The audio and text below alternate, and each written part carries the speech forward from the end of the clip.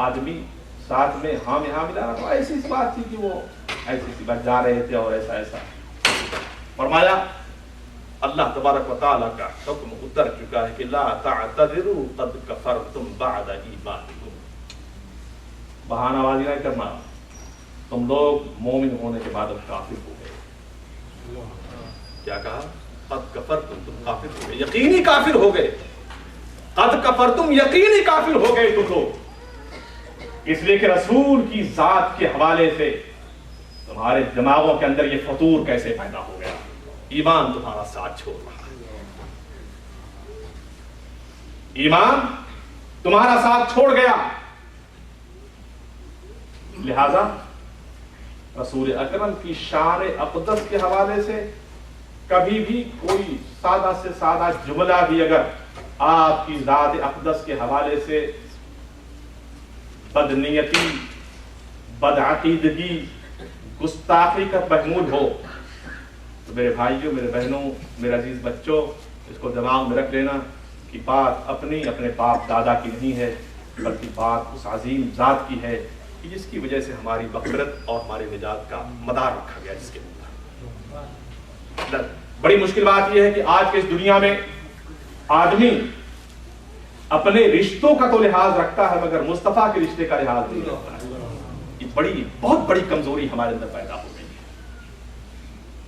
अपने रिश्तों का तो लिहाज रखेगा, अपनी दोस्ती का तो लिहाज रखेगा, मगर रसूल अकरम की शान अक़दस के हवाले से लोग जुमला कहकर गुजर जाते हैं, हमारे कानों पर जो तक नहीं देखती है।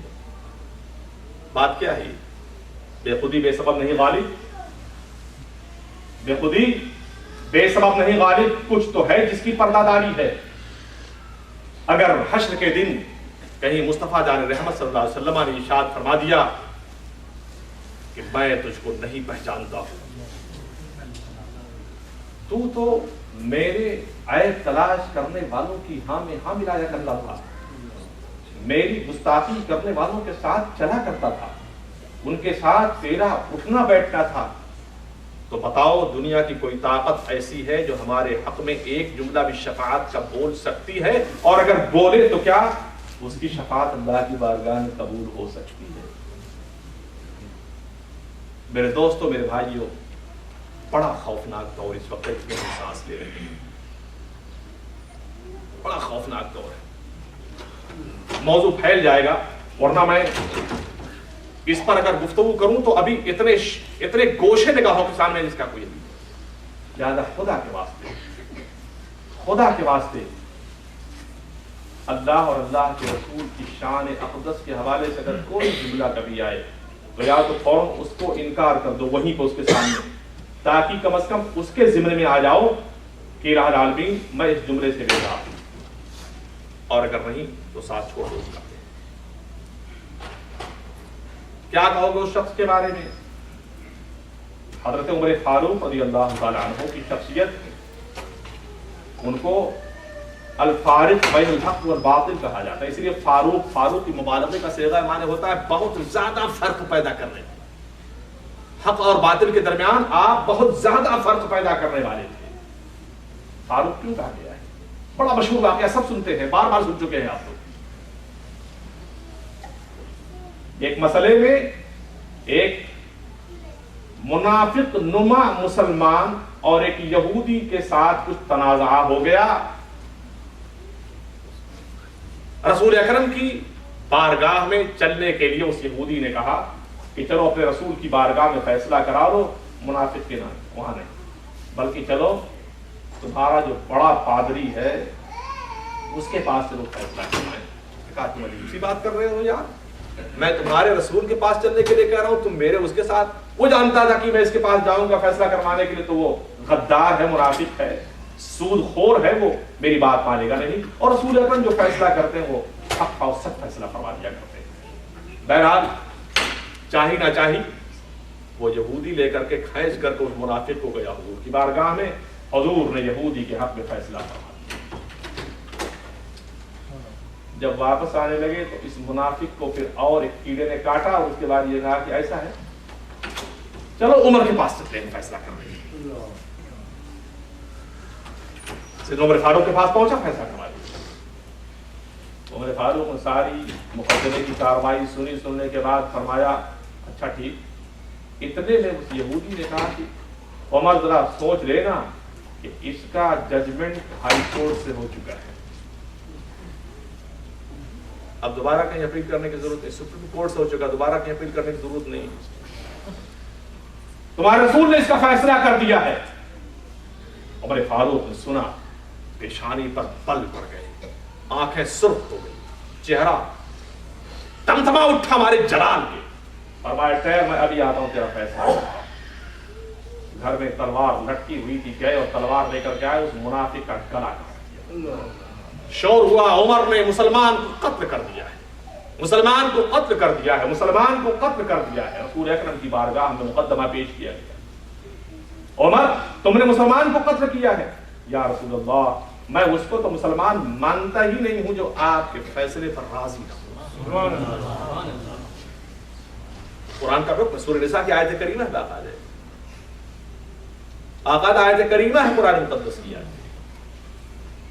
یا رسول اللہ آپ نے فیصلہ فرمایا تھا اس کے حق میں، یہ میرے پاس جا کر کے دوبارہ فیصلہ کروانا چاہ رہا ہے، میری غیرت ایمانی نے گوارا نہیں ہے کہ میں رسول کے فیصلے کو دوسرا جگہ کہیں پہ چیلنج کیا جا سکتا ہے، اس لیے یہ منافق تھا، میں نے منافق کی گردن ماری۔ یہ تھا وہ انصاف، یہ تھی وہ محبت، یہ تھی وہ عقیدت جو صحابہ کرام کے سینوں کے اندر موجود رہی ہے۔ آج ہم نے اسلام کو سیکنڈری درجہ دے رکھا ہے، ہم اپنے مسائل، اپنی بینیفٹ، اپنے فوائد کے حوالے کو ترجیحات دیتے ہوئے اولیت کا درجہ دیتے ہیں، مصطفیٰ کی محبت کو سیکنڈری اور تھرڈ درجہ دے دیا کرتے ہیں۔ یاد رکھو یہ دنیا ہی رہ جائے گی،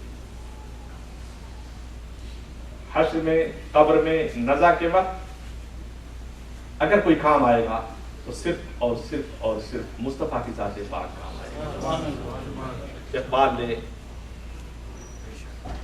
کتنا اچھا شعر کہا، خدا کی قسم، الہ العالمین گر تمہیں بینی حسابم ناگزیر، گر تمہیں بینی حسابم ناگزیر از نگاہ مصطفیٰ پنہا بگیر۔ یا اللہ اگر میرا حساب لازمی اور ضروری ہے کہ تم مجھ سے حساب لے تو میری اس حساب کو میرے رسول کی نگاہوں سے چھپا کر کے لے جائے۔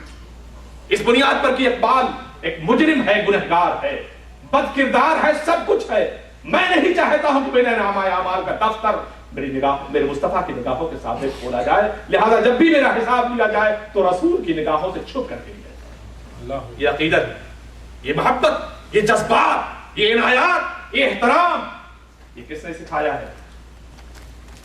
یہ تھا وہ اسلام کا جذبہ۔